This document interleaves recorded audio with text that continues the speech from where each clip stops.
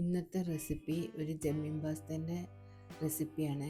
ഇത് lunch box ആയിട്ടും breakfast ആയിട്ടും ഡിന്നർ ആയിട്ടൊക്കെ എടുക്കാം കേട്ടോ. അതിനായിട്ട് ഞാനിവിടെ സ്പെഗറ്റിയാണ് എടുത്തിരിക്കുന്നത്. ഈ തിളച്ച് വരുന്ന വെള്ളത്തിലേക്ക് സ്പെഗറ്റി ഇട്ട് കൊടുക്കാം കേട്ടോ.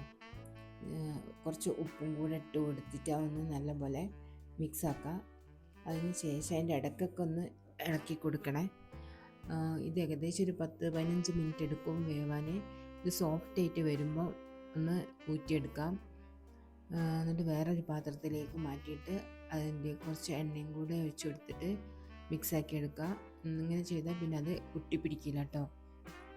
അതിന് ശേഷം ഒരു പാത്രത്തിലേക്ക് എണ്ണ ഒഴിച്ചു കൊടുത്ത് ചൂടായിട്ട് വരുമ്പം കുറച്ച് ബട്ടർ ഇട്ട് കൊടുക്കുക. ഇങ്ങനെ ചെയ്താൽ ബട്ടർ കരിയാതിരിക്കും. പിന്നെ ക്ലീനാക്കി വെച്ച ചെമ്മീൻ ഇതിലേക്ക് ഇട്ട് കൊടുക്കാം. ഏകദേശം 300 ഗ്രാമോളം ചെമ്മീൻ എടുത്തിട്ടുണ്ട്. പിന്നെ പൊടിച്ചു വെച്ച ഒരു സ്പൂണ് കുരുമുളക് പൊടിയും കൂടെ ഇതിലേക്ക് ചേർത്ത് കൊടുക്കുക. എന്നിട്ട് നല്ലോണം ഒന്ന് വഴറ്റി കൊടുക്കുക. ആ സമയത്ത് ചെമ്മീൻ ഒന്ന് പഫായിട്ട് വരും. അപ്പോൾ ഇതിനെ അങ്ങോട്ട് കോരിയെടുക്കുക. ചെമ്മീനിലുള്ള വെള്ളമെല്ലാം ഈ സമയത്ത് ആ എണ്ണയിലേക്ക് മിക്സ് ആയിട്ടുണ്ടാവും.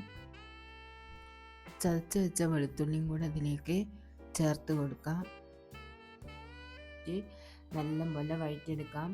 അതിനുശേഷം കട്ട് ചെയ്ത് വെച്ച വെജിറ്റബിൾസ് എല്ലാം ഓരോന്നായിട്ട് ഇട്ട് കൊടുത്തിട്ട് ഒന്ന് വഴറ്റണം.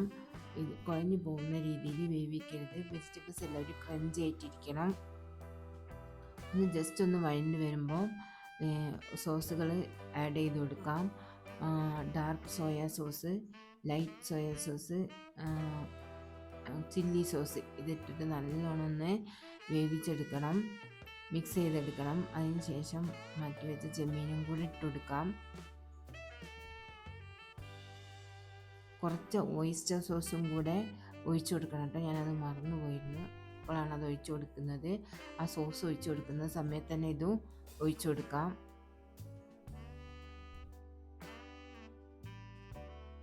പാസ്തയും കൂടെ ഇതിലേക്ക് ചേർത്ത് കൊടുക്കാം. പാസ്തയിൽ ഈ സോസുകളെല്ലാം നല്ലപോലെ പിടിക്കുന്ന വിധത്തിൽ നല്ലപോലെ മിക്സാക്കി കൊടുക്കണം. ഇത് വളരെ എളുപ്പമുള്ള റെസിപ്പിയാണ്.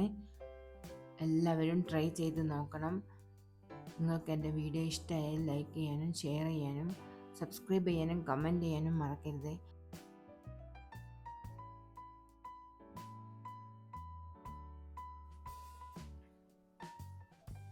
മല്ലിയില ഉണ്ടെങ്കിൽ അതും കൂടെ കുറച്ച് ഇട്ട് കൊടുക്കാം.